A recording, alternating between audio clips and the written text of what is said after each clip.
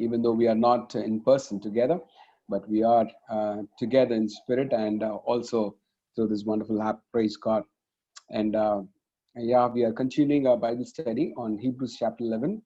And last week's study was on Moses, the life of Moses.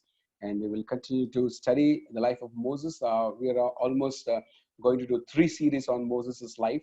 One is already done. And today we are going to have another study. And next week we are going to have one more study on the life of Moses. Praise the Lord.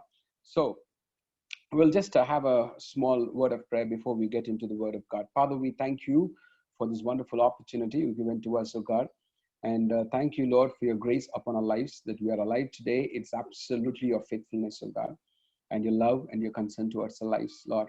And this morning, we thank you for this wonderful opportunity to come together, Lord, as a youth fraternity and to meditate upon the word and to have a study upon the word of God, Lord Jesus. So, Lord, we pray that you will help us to understand, Lord, who you are, even as we study, Lord, the heroes of faith, different heroes, Lord Jesus, you are mentioned in Hebrews chapter 11. Lord, through all these studies, Lord, help us to understand, Lord, your purpose, your plans in each one of our lives, and Lord, the great love you have for each one of us, oh God. We thank you, Lord. Bless all those who have joined today and all those who are still or yet to join. Pray that you'll bring them together, all of us together. Thank you, Lord. We praise you and we worship you. Commit this time into your hands, Holy Spirit, God. You teach us and speak to us and encourage us. In Jesus' name we pray. Amen. Amen. Praise the Lord. So it's so wonderful again. We are going to study on Hebrews chapter 11. We'll continue to do the study. And if you realize or not, we are doing 3 studies on the life of Moses. You know, Joseph's life, we have done 2. And on life of Moses, we are going to do 3 studies. And yeah, as said, in Hebrews chapter 11, about Moses, it has been written, more than anybody else. That's what we see. Hebrews writer, the one who has written Hebrews, he has written a bit more about Moses, about 7 to 9 verses. We are seeing 23 verses, 23 to 28 verses. We see about 29 verses. We see about Moses. So that's quite a good thing, or a good number of verses about Moses. So Hebrews chapter 11, even as we look at this wonderful works and deeds, that were performed by all these men and women who are mentioned in Hebrews chapter 11, it looks so wonderful, right? When we read about them, just imagine when we have started reading from verse 1 and the first person Abel, until Moses, and also we are going to see more number of people later on. We see there was no spot or blemish in their lives, as mentioned in Hebrews chapter 11. Remember, nothing negative is written about all these people who are mentioned in Hebrews chapter 11. There is nothing negative or mentioned, or there is no spot, or there is nothing wrong mentioned about them. Only that was only because their life which they have given to the Lord, are obedient to God. The only life of obedience to God is evident in these verses. Praise the Lord. Old Testament gives us more details about their faults and weaknesses. If you try to understand about all the people whom we are studying right now, Abraham, then Sarah, and we have studied about Isaac, Jacob, and now Moses. All these people, if you try to study their lives about them in Old Testament, Old Testament talks a lot of weaknesses about these people. But now in the New Testament, we see nothing like that. We see Noah. Noah was a drunkard. He was drunk. If you study about him, Abraham lied about Sarah twice, and Isaac did the same thing as his father, and Jacob deceived his father, and Moses killed a man in anger, and Samson's weaknesses for women, and David took another man's wife and killed her husband. And we go on with these kind of people. And That's what we see now. But in Hebrews chapter 11, nothing negative is mentioned about these people, while we read few verses about each person, right? And just imagine if there is a model. I know we all know who models are, right? Okay, so if there is something like they have chosen a model and they wanted to publish the picture of the model on a magazine kind of a thing. So what do they do?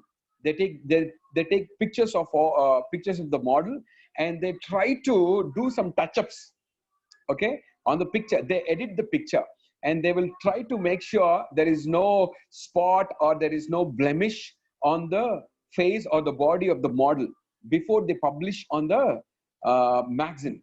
So something like that, that's just an example. Something like that we see in all these lives of the heroes of faith mentioned in Hebrews chapter 11. How come this has happened? When Old Testament shows everything about them, it reveals about their weaknesses, it reveals about their shortcomings. And but how come when it comes to Hebrews chapter 11, nothing of that sort is mentioned here? What happened? Why do you think Hebrews chapter 11 talks only positive about these people? Why do you think so? There is one important thing. What is that reason? If you try to understand, there is between Old Testament and New Testament, there is something very important which has happened. What is that? That is the sacrifice of the Lord Jesus Christ, and the blood of Jesus Christ was shed. So now when we see Old Testament was, if you try to read Old Testament and study Old Testament, it was through the human eyes. But when you study Hebrews, and especially about these people, now God is seeing them through Jesus Christ.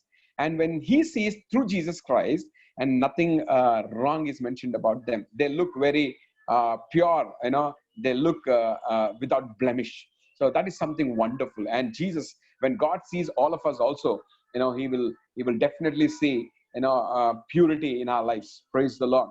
And that doesn't mean that we will continue in sin. Okay, praise the Lord. So D.L. Moody, stated like this. His statement was like this. We even last week we have read about this statement, and it says like that: Moses spent 40 years thinking he was somebody, and 40 years learning that he was nobody, and 40 years seeing what God can do with the nobody. Because last week we divided Moses' life into three parts. He lived 120 years. So last week's study was for first 40 years. Now today's study is for the next 40 years, that is 41 to 80 years. And next week's study will be from 81 to 120 years. So that is the third part of his life. Praise the Lord. So that's the reason D.L. Moody says Moses spent 40 years thinking he was somebody. That means he was thinking he was something when he was growing in the house of Pharaoh. 40 years, he learned that he was nobody, and that is what we are going to study now. And next 40 years, seeing what can God do with the nobody. That's what we are going to see next week. So Hebrews 11 talks about Moses' first 40 years and last 40 years. If you read verses 23, Hebrews chapter 11, verses 23 to 29, these verses, these 7 verses, talks only about first 40 years and the later part of 40 years. So these verses doesn't talk about the 41 to 80 years, the lifespan which is from 41 to 80 years. So now what I was thinking is, it's important for us to know, what exactly happened, in between, like 41 to 80 years. We will try to understand. We will understand better when we also know how God dealt with Moses, in the next 40 years of his life. Praise the Lord. So if you try to understand, it's Moses' preparation. This 40 years, the second part of his 40 years is Moses' preparation and his training, which is called School of God. Hallelujah. Moses joined the school of God at the age of 40. 40, and he was in the school of God throughout his life. Amen. Praise the Lord. So this is something we really need to understand. So what the Egyptian education did not teach Moses, he has to learn in this 40 years. So we will try to understand. We'll open our Bibles to Exodus chapter 2. We'll go to Exodus chapter 2, and we'll read verses 11 to 14. Exodus chapter 2, verses 11 to 14.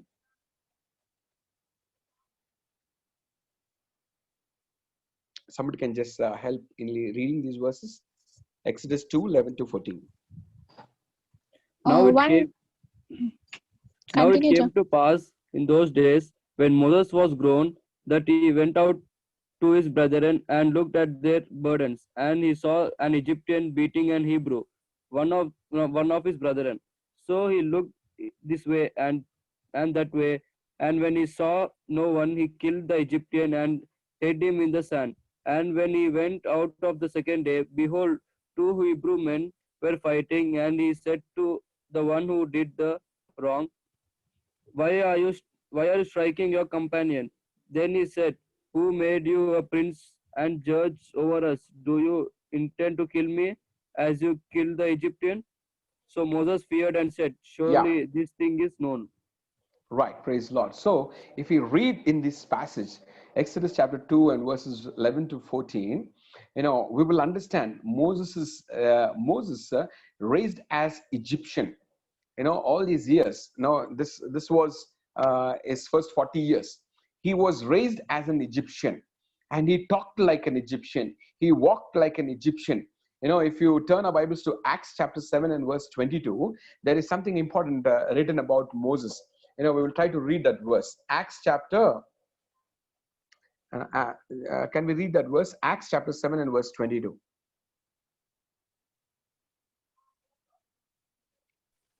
Moses was educated in all the wisdom of the Egyptians and was powerful in speech and action.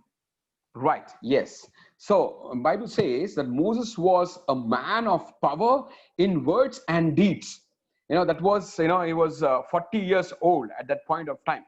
If we see in the word of God, he was 40 years old at that point of time.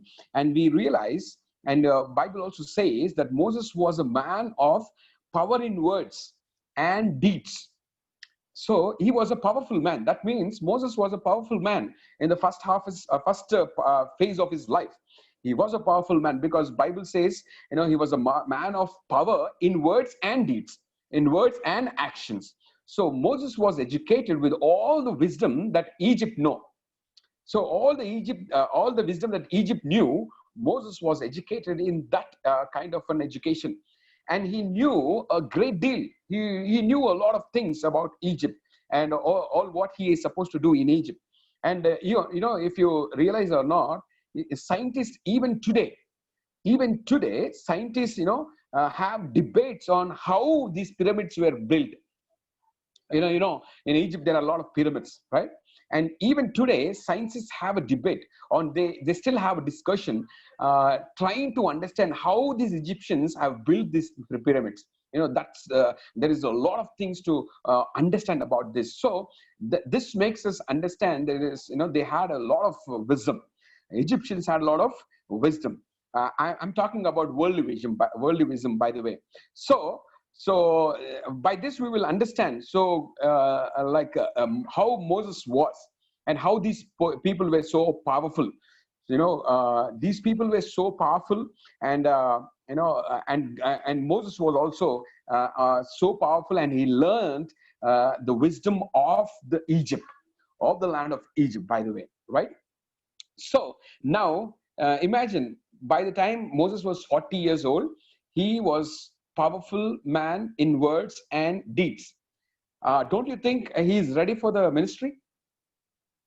When a man who has so much power in words and deeds, don't you think he is ready for the ministry, to do something for the Lord?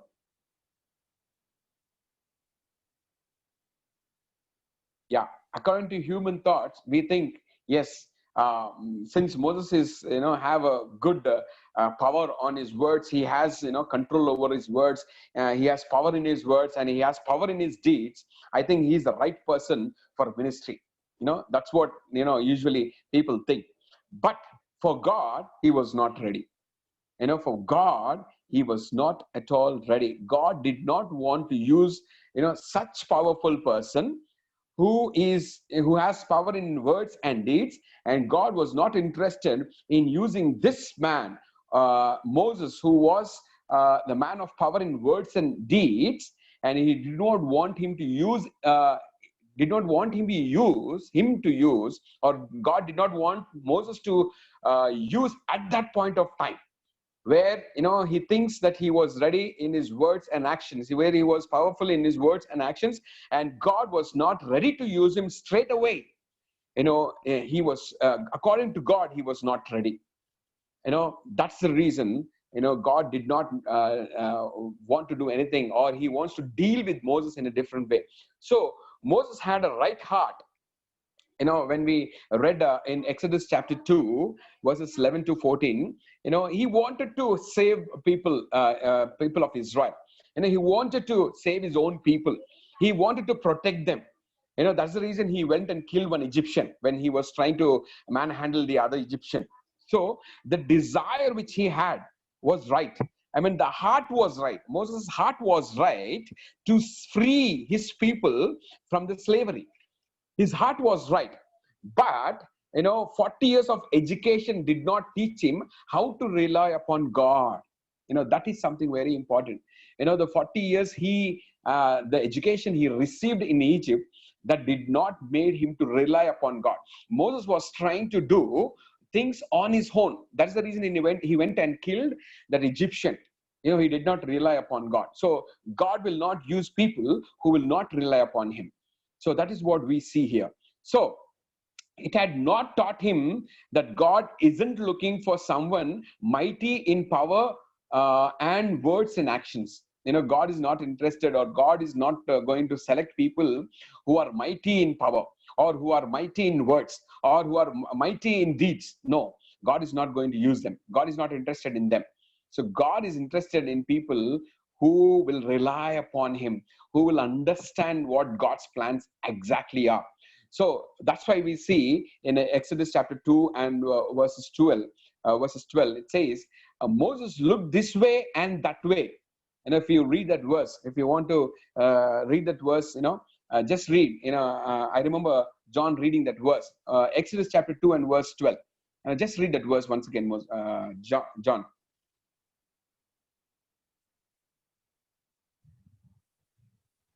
So he looked this way and that way, and when he saw no one, he killed the Egyptian and hid him in the sand. Right. Okay. So Moses, when he wanted to save Israelites, we see, and the verse says, Moses was looking this way and that way. He looked left and he looked right. And he looked left, he looked right. Then what he did? He killed him. One thing was very important here. He looked everywhere. Moses looked everywhere, but he failed to look in one direction, that was looking up. Moses failed to look in one direction, which was an important direction. He did not look up, but he was looking onto the left. He was looking onto the right before the desire he had to save his people. So in verse Acts chapter 7 and verse 25, we see, this is what it's written about him. He thought that his brothers would understand that God was giving them deliverance through him. That's what Moses was thinking. If you want to read that verse, you can see that. Acts chapter 7 and verse 25. You can read that verse once again, please.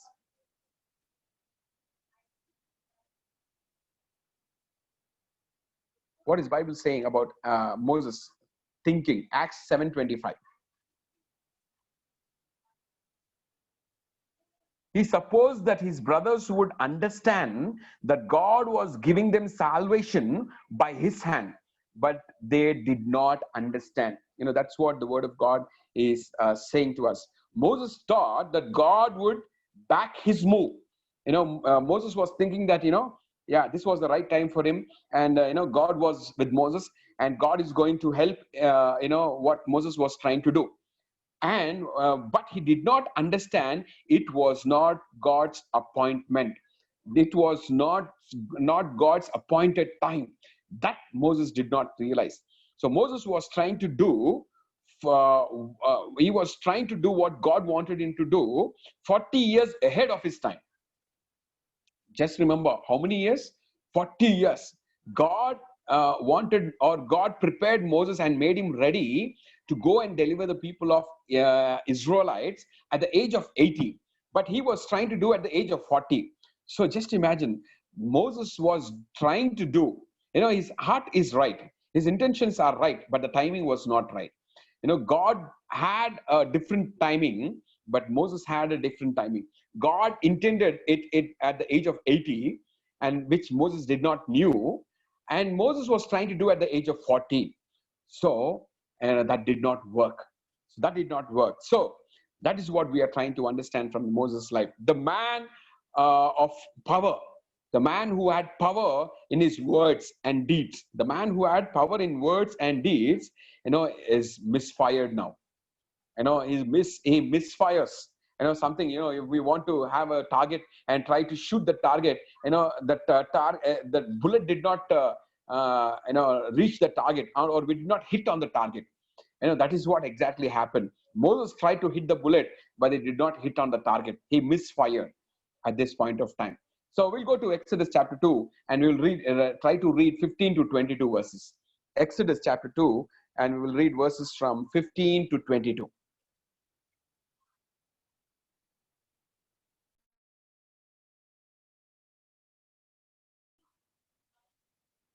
Somebody can just stop. When Pharaoh heard of this, he tried to kill Moses. But Moses fled from Pharaoh and went to live in Midian, where he sat down by a well. Now a priest of Midian had 7 daughters, and they came to draw water and fill the troughs to water their father's flock. Some shepherds came along and drove them away, but Moses got up and came to their rescue and watered their flock. When the girls returned to Reuel, their father, he asked them, "Why have you returned so early today?" They answered, "An Egyptian rescued us from the shepherds. He even drew water for us and watered the flock." "And where is he?" Reuel asked his daughters. "Why did you leave him? Invite him to have something to eat." Moses agreed to stay with the man, who gave his daughter Zipporah to Moses in marriage. Zipporah Right. gave birth. Yeah. Yes, mother. Zipporah gave birth to a son, and Moses named him Gershom, saying, "I have become a foreigner in a foreign land." Right. Praise the Lord. So if we read in these verses, we will try to understand, what exactly Moses did and what God was trying to do with Moses in the next 40 years of his life. We see here Reuel. Who is Reuel? Reuel is Zipporah's father. Who is Zipporah? Zipporah is Moses' wife. Later on, and we will see that Moses is getting married to Reuel's daughter. By the way, who is Jethro? Moses' father-in-law. Yeah, who is Reuel?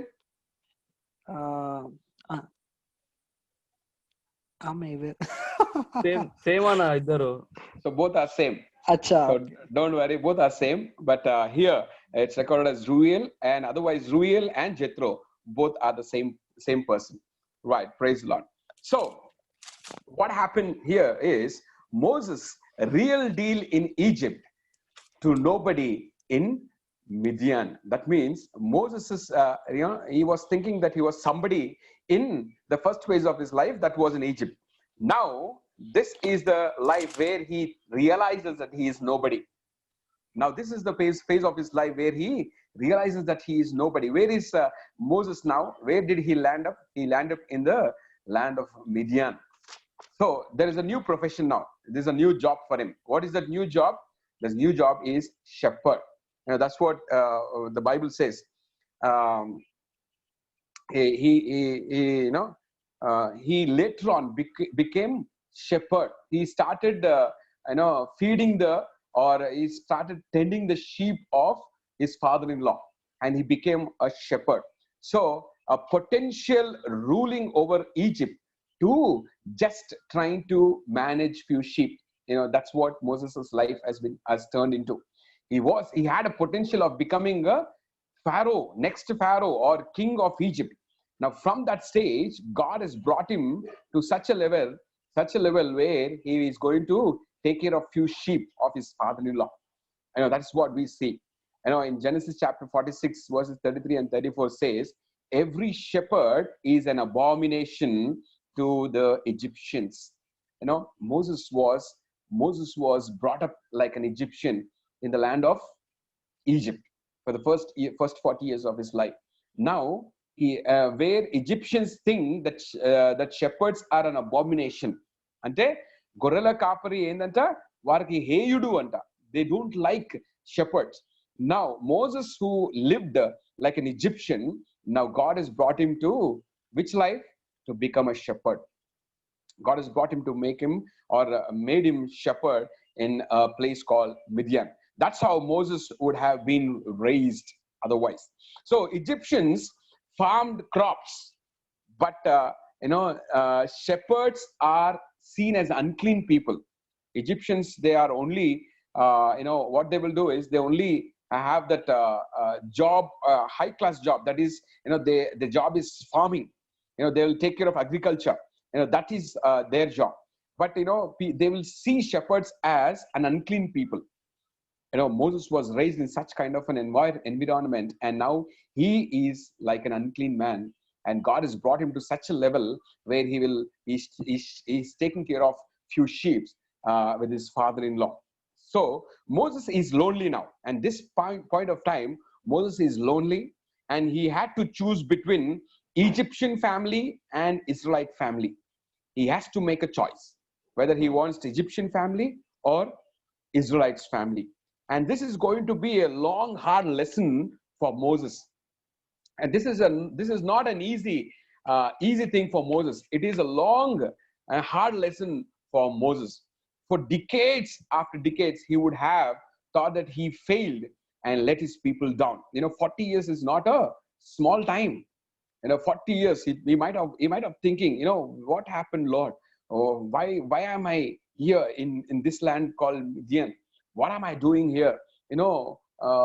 My father and mother, they have hidden me, and probably I am the man who will save these people, all the Israelites, from the bondage of slavery. Now, what happened, Lord? And he has the guilt in his heart, and probably he's thinking, for 40 years, the second phase of 40 years, I have let my people down. I was, I'm called for a purpose, but I am not able to do that. I have failed in what I am called. That's what probably Moses was thinking. He might have thought he was the deliverer of his people. He was thinking, I am the deliverer of the people, but it's not looking like that.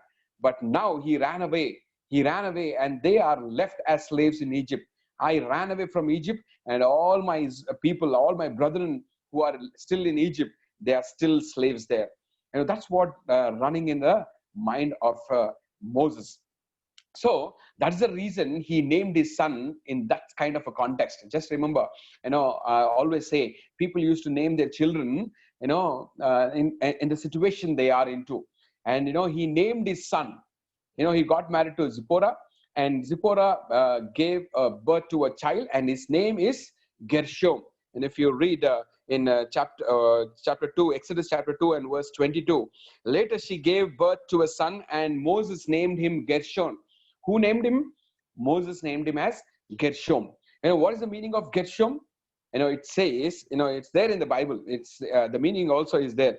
It says Moses named him Gershom, for he explained the reason why he named him as Gershom. For he explained, I have been a foreigner in a foreign land.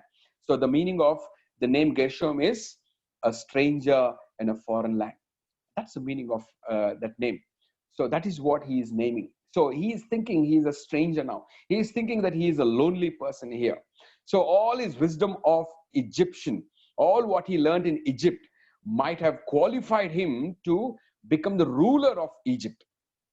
All what he learned in Egypt definitely would have qualified him to become the ruler of Egypt. He might have taken or earned degree in the school of man. What is the school of man? Where he was in Egypt. He learned all the wisdom of Egypt. He might have got the degree in the school of man. But remember, the man whom God educates is educated and none other. God is not interested with what kind of an education he has gone through in this world. He wants to educate him again. The hand of man could never mold a vessel meet for the master's use. Remember, I'm reading this quote once again.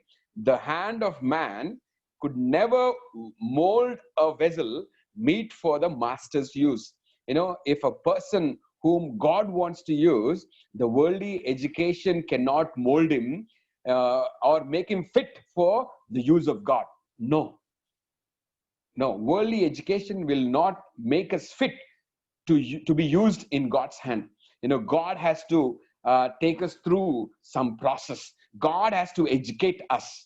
And that's what we see in Moses' life. The one who is to use the vessel can alone prepare it. If God wants us to use, then he has to prepare us. That's what is we are seeing in Moses' life. God wants, or God knows what kind of a vessel I am to be. God wants to know, or God knows what kind of a vessel Moses should be. And he is trying to mold him into that vessel so that he will use him. So that's what we are seeing in Moses' life. If you read Bible, if you try to understand 1 Corinthians chapter 2 and verse 14, if somebody can just read this verse, 1 Corinthians chapter 2 and verse 14. And just open your Bibles and read this verse. 1 Corinthians 2:14.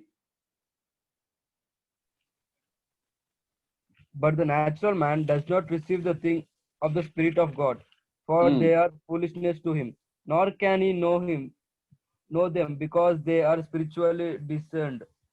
Right. So the natural man, he cannot receive the things of God. That's what Corinthians, Paul is writing to the Corinthian church. Natural man receiveth not the things of the Spirit, the things of the Spirit of God. So Moses was a natural man. The first phase of Moses' life was a natural man, and he got only the wisdom of the world. And God is not interested in that. He will not understand the things of the Spirit of God. And he is not ready to understand the things of the Spirit of God. So that's the reason God has to take him into the school of God. He wants to take him into the school of God. Moses was grown. He learned. He was mighty in words and deeds. And yet he had to learn something at the backside of the desert. Remember, God has to bring him to Midian, to the land of Midian, to teach him. Even though he was grown in Egypt, even though he learned the wisdom in Egypt, even though he was mighty in words and deeds, yet God wanted him to learn something very important in the land of Midian, which Egypt school couldn't or never have taught him. Egypt school could not taught him what God wanted to teach him now. And Egypt school will never teach him which God wants to teach him now. So that's what we see in Moses' life.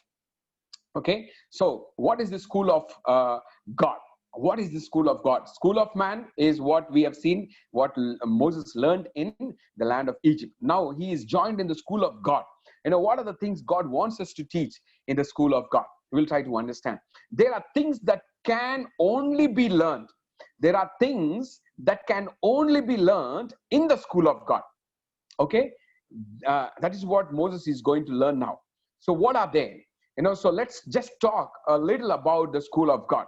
We will try to understand what exactly the school of God is in our own lives as well. Okay, number one, every true born Christian is enrolled in the school of God. What happens? every true born again Christian is enrolled in the school of God. That means once you are saved, then you are automatically joining the school of God. Okay. Now, number two, it is a training school. It is a training school where you need to endure hardships. The school of God is not an easy school. It is a school where we need to endure hardships. Try to read Hebrews chapter 12 and verse 7. Somebody can just read Hebrews chapter 12 and verse 7.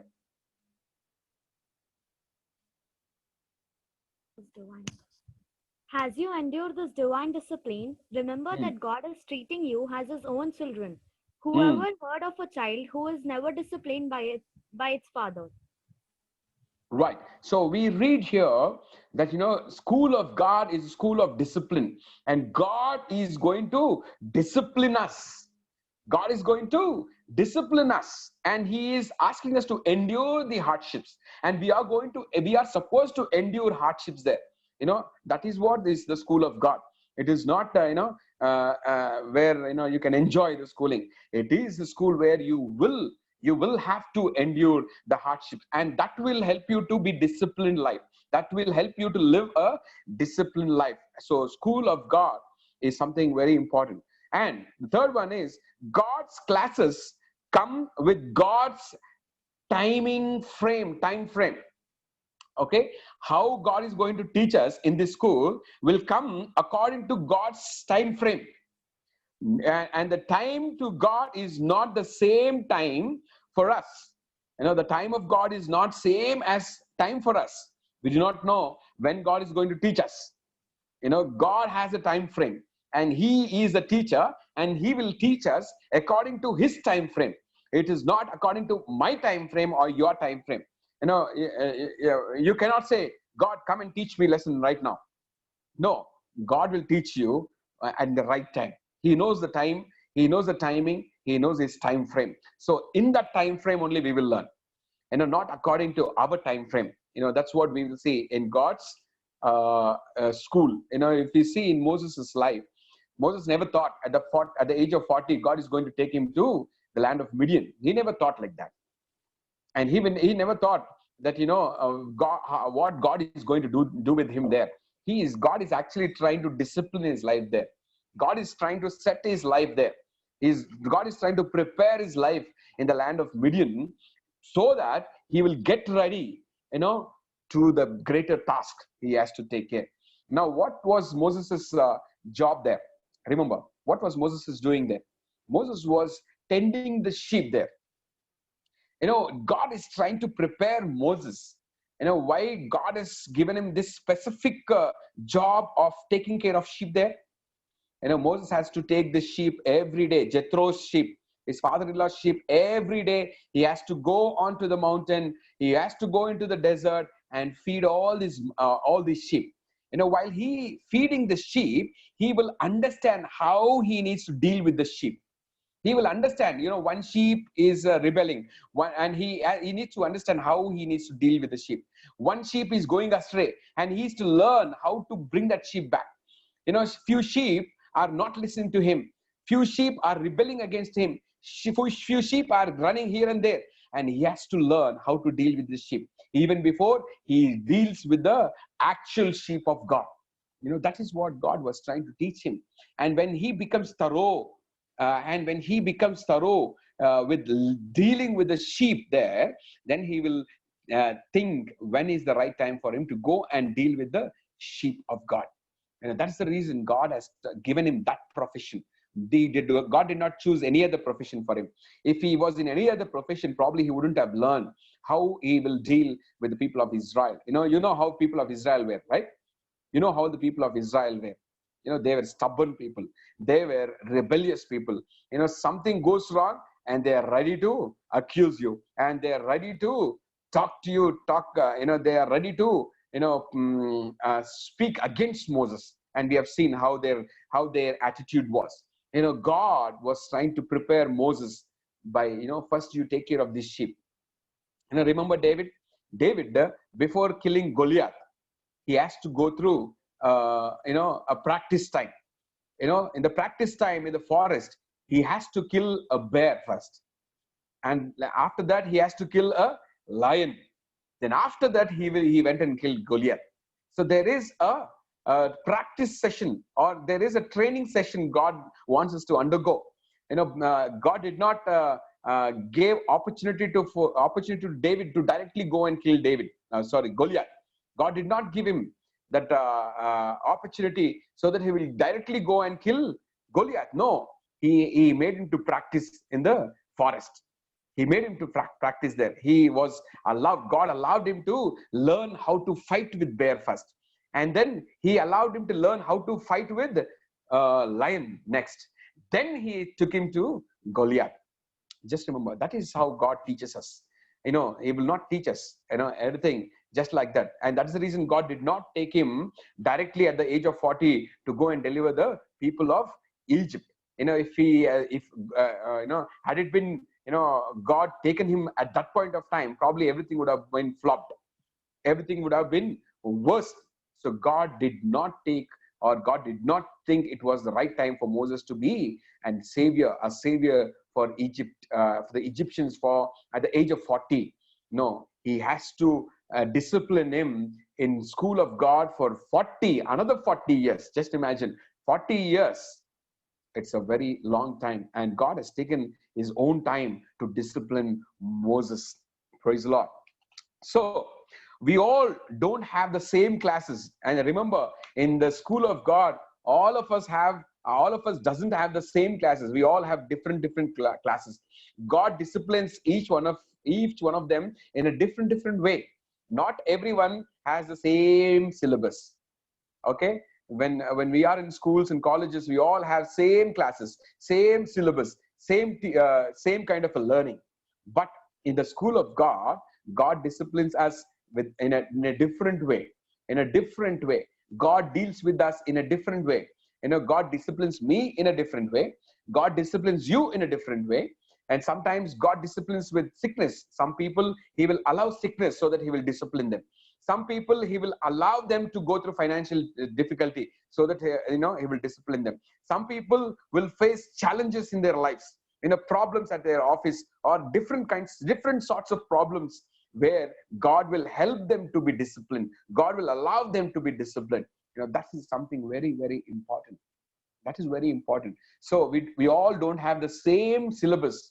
We have different kinds of classes, not same classes. Okay, that is something very important. And the fifth one is, we can't see in advance how long a lesson or class will take place. Moses never realized that this class is going to be for 40 years. Did Moses thought that God will make him learn or discipline him for 40 years? No, he never knew that. And even in our lives, we do not know how long God is going to discipline us. The quicker we learn is better. But it's again God's timing. He will allow us to learn for a certain time. Probably it's 1 year or 2 year. The difficult situations could be 1 year or 2 year, or the sickness could be 1 year, 2 year, prolonged sicknesses. We do not know. But God never reveals to us in advance how long the lesson is going to be, or how long the class is going to be. That is what the school of God is. And the sixth one is, God's classes have the ultimate purpose in mind. God's classes always have ultimate purpose. Romans chapter 8 and verse 29. If somebody can just read those verses. Romans 8:29.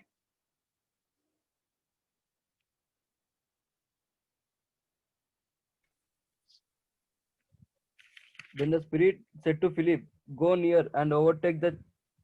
Sorry. Romans 8:29. For God knew his people in advance, and he chose them to become like his son, so that his son would be the firstborn among my brothers and sisters. So God's classes have a ultimate purpose. What is Romans 8:29 saying?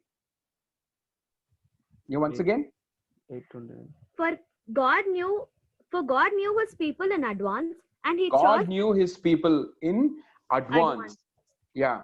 And he chose them to become his son, and that his son would be the firstborn among my brothers and sisters. Okay. So we see here that, God has a purpose. For God knew his people in advance, and he chose them to become like his son. He wants them to become like his son. So God has an ultimate purpose in all what he does. What is the purpose? He wants us to be like his son, so that the son would be the firstborn among many brothers and sisters. God wants us to become like him. God wants us to be his children. That is the reason for us to join the school of God. And that is very important. So the seventh one is, you can resit in the class. That means you can retain in the class, and failure is often the way forward. Sometimes God will again make you sit in the same class. If you are still not learning, he will again make you to sit in the same class. And this failure is again not to harm you, or it's not to degrade you, but it will take you forward. Sometimes God allows that situation in our lives. So going down is often the way up with God. Okay, many times we think going down is probably something bad is happening to me. No, going down is often the way up with God. Try to imagine Joseph's life. Joseph, first of all, he was slave in the land of Egypt, and again he was a slave in the house of Pharaoh. He was kind of a slave there. Nobody is there to take care of him. He is living there alone, and he is like a slave. And what happened? Suddenly, from being a slave, he was put into the dungeon. For what? For no reason of his, for no crime he has committed. He did not committed any crime, but for no crime of his, he was put in the dungeon. Where he was going? He was still going deeper. But remember, going down is often the way up with God.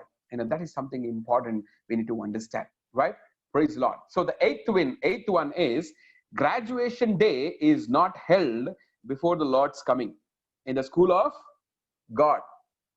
Remember, in the school of God, in all our schools, graduation day will happen. When it will happen?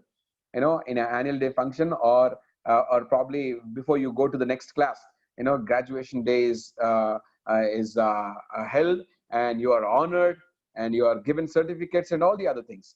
But in the school of God, graduation day is not held before the Lord's coming. You will be in God's school till you die. Till we die, we are in the God's school, and the graduation ceremony is on the top. Where is in the kingdom of God, in the heaven, graduation ceremony takes place there.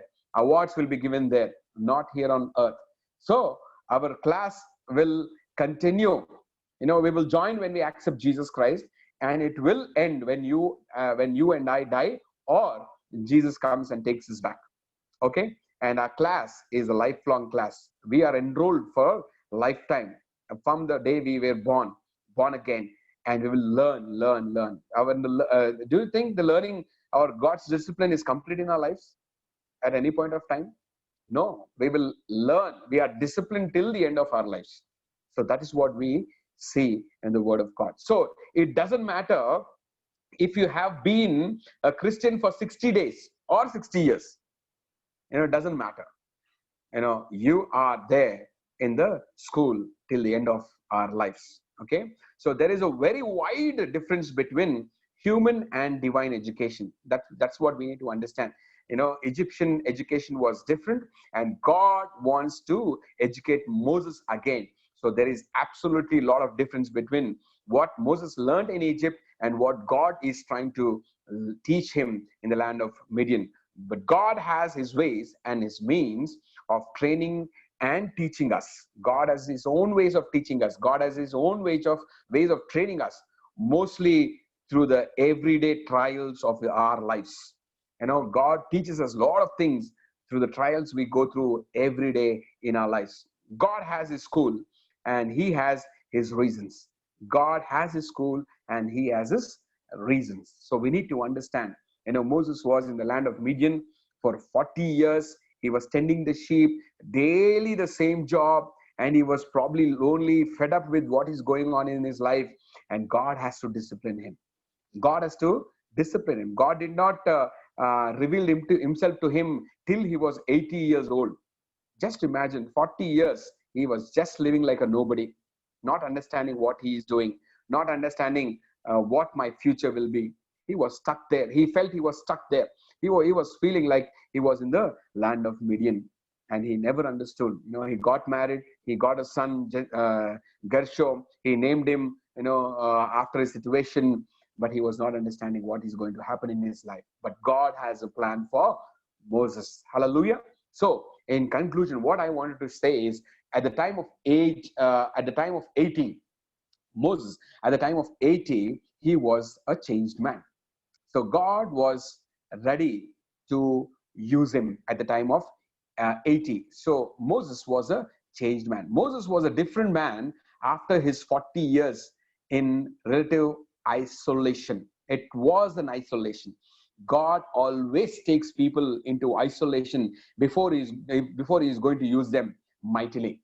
Remember, God will take people into isolation before he wants to use them mightily. Moses was taken into isolation. Elijah was taken into the brook of Kerith. It was an isolation. Remember, the name of Kerith, brook Kerith, is a separation. That means isolation. Elijah was isolated. Jesus was isolated in the desert for 40 days and 40 nights. He was fasting. Everyone will be taken into isolation. That is the school of God. He will teach us. Hallelujah. And remember, God's teaching was not over in Moses' life. He was a changed person by the age of 80 years. It doesn't mean school of God has finished with Moses or that he was now perfect. No, he was not perfect. He was a changed person, but he was still not perfect. God has to still work on him. He still made some big mistakes even after 80 years. While he was taking Israelites through the land of through the wilderness to the land of Canaan, he still committed some big mistakes. He was not a perfect man, but remember, we all are work in progress. Remember, on the roads, wherever there is some drainage work going on or a sewage work going on, there is a board put up. There is a board put up. What is that board? Work in progress. That is what we are. We are work in progress people. We need to put on a board. I am a work in progress person. God is still working on me. And how long God will work on me? Till the day I leave this world, till the day Jesus comes and takes me, or till I die. I am a work on progress person. So remember, we are in the school of God. Moses was now teachable, a vessel shaped into his master's image. Moses at the age of 40 was not teachable. That means if God will tell him something to ask him to do something, he will not do. No, he was not ready to accept what God wants him to do. He wants to do his own. But when God has taken him through this process of isolation and loneliness and the school of God, now he becomes a man where God will be able to teach him, and Moses will be teachable. Okay, when God is trying to tell him, he will understand and he will do. He will nod his head and say, "Yes, Lord, I will do it." That's what God has prepared him to be. So there is no doubt that God wants to teach and to train us. God definitely wants us to train us and teach all of us. Not just Moses. He wants to teach us. He wants to train all of us. So what kind of a response he wants from us? What do you think God wants? Expecting? What kind of a response God is expecting from us? He wants us to ask him. God wants us to ask him, what do you want me to see in this situation, Lord? That is what we need to respond to God. When we face some discipline in our life, some struggles in our lives, some financial crisis or some sickness or some difficult times in our lives, we need to ask God. We are not supposed to rebel against God, but if you are rebelling against God, that means you are still not teachable. You are still not teachable. Your response should be, Lord, what is that you want me to learn from this situation? What is that, Lord, you are trying to teach me? Help me to understand. That is the time, God will use you. And till that time, God is not ready to use you. Till that time, if you are rebelling, God is still, God doesn't want to use you. He is still working on you. till the time where you will become teachable. Moses became teachable at the age of 80. And then that was the time God realized that he is going to use him. And now, what is the purpose, Lord, you want me to do? That was what Moses is up to. So that is what God's plan and purpose in each one of our life. So this is what has happened in Moses' life in the 40 years. So just try to read Exodus chapter 2. Try to read what exactly happened throughout this process and how God was trying to deal with him, how God was trying to help him. So all what God wanted him to learn was, become teachable, Moses. Don't be stubborn, don't be rebellious. I'm not going to use you if you are stubborn and rebellious. I can't use you. I can only use you when you become teachable. So I need to bend you. So to bend him, he has to take him to the land of Midian. Hallelujah. So sometimes we go through the same experience in our lives. You know, I is something, I is something like pride. Okay. If this I has to become like Christ, it needs to be bent. Remember, I is something like pride. Okay. And if I want to become like Christ, I need to be bent. So if I want to become C like Christ, it needs to be bent. And while bending, it is painful. While bending, it is a time of discipline. So we will become like Christ. So that is what God is trying to teach us through the second phase of Moses' life. Hallelujah. So praise the Lord. May this word uh, be a blessing to us. And let's close our eyes and ask the Lord. Lord, probably God, we are in the school of God now. I do not know, but you can realize whether you have joined the school of God, and or are you still in the rebellious attitude where you still did not join in the school of God. Probably God will definitely join you, and probably you are in the school of God. Yes, when we have accepted Jesus as a savior, we have already enrolled into the school. And I cannot judge you, or nobody can judge you in what phase of life you are into. Are you still stubborn even though you joined in the school of God, or are you teachable? Only God can decide. And I do not know how much time it is going to take, but we need to become like Moses, teachable. When you are teachable, God will start using you. If you are not teachable, God will still take time to mend you, bend you, and make you into the way God wants us to be. Hallelujah. So may these words refresh us and strengthen us, even as probably some people might be going through some difficulties in our lives, financial issues, or probably health issues, or probably problems or difficulties in various places at home or office or school or college. God allows these situations into our lives only to discipline us, not to break us, or not to destroy us, only to mold us. He will break us so that we will become like him. Hallelujah. So allow yourself into the hands of God. Lord, I am placing myself into your hands, Lord. Help me to be like you. Help me to be like you. Help me, Lord, that I will be acceptable. Help me, Lord, that I will be teachable. I will become teachable, Lord.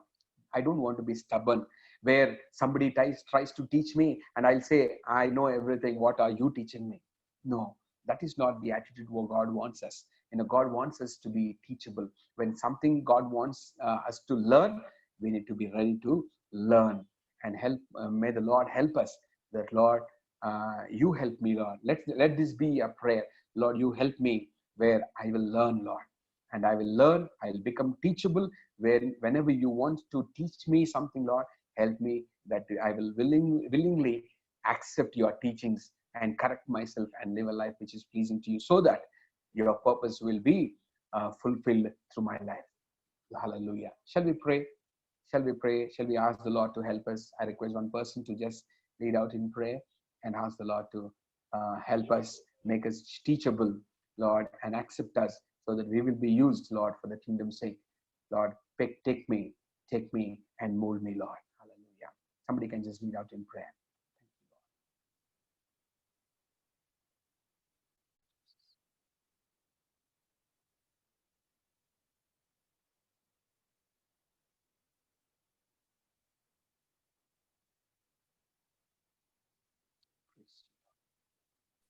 Father God, we thank you, Lord, for this beautiful, wonderful time, Father God, Lord. Thank you for this beautiful day. I believe, Father God, Lord, whatever has been taught from the life of Moses, Father God, Lord, is for us to get closer to you, Father God, Lord, is for us to do things that you want us to do, Lord. I trust and I believe each and every one of us have a purpose, Father God, Lord.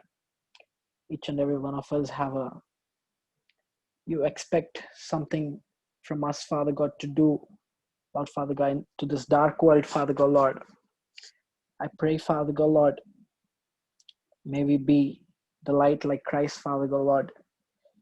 And I thank you, Father God, Lord, for preparing us, Father God. I thank you, Father God, for helping us, Father God.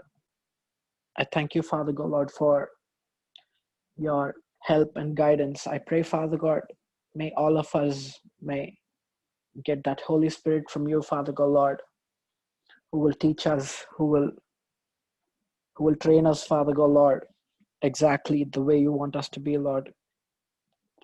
I thank you, Father God, Lord. I thank you for Vinayana, Father God, Lord, who prepares and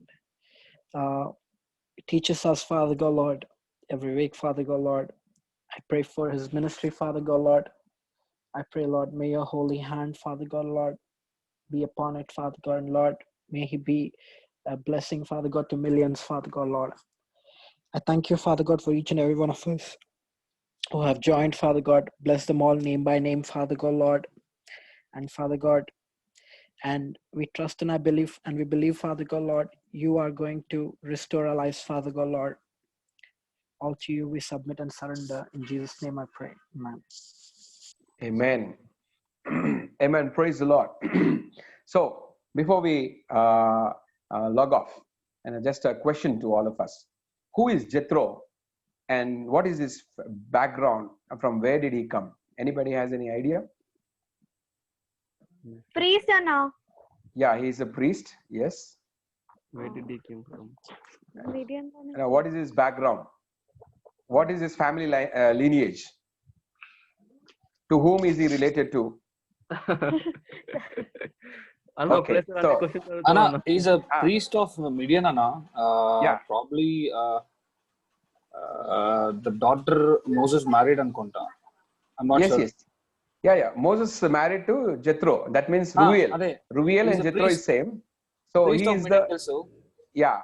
So just try to find out. And I'm not asking you to give you answers right away. Just try to find out. He is the descendant of Abraham. Who? Jethro or Ruel Jethro. is a descendant of Abraham. So how is he descendant to Abraham? Just to try to find out the roots, and probably we can discuss about it later. And just an information. That's it. Okay. Okay. God bless you. Take care. God Thank bless you, you Anna. all. Praise the Lord. Praise the Lord, Praise the Anna. Lord, Everybody. Anna. God bless Thank you. you. God bless you, Praise the Jeeta. Lord, Praise the everyone. Lord. God bless Praise you, God, Jeeta. Anna. God bless you, Sam. Praise Lord, John. Sorry, John. John, Joseph, Sandy. Praise Praise Lord, the Anna. Lord. Josephine, praise the Lord. And Vishwata, praise the Lord. All of you, praise the Lord. God bless you all. Thank you, Anna. Bye. Bye, Anna. Bye Bye, bye. Anna. Take care. God bless you.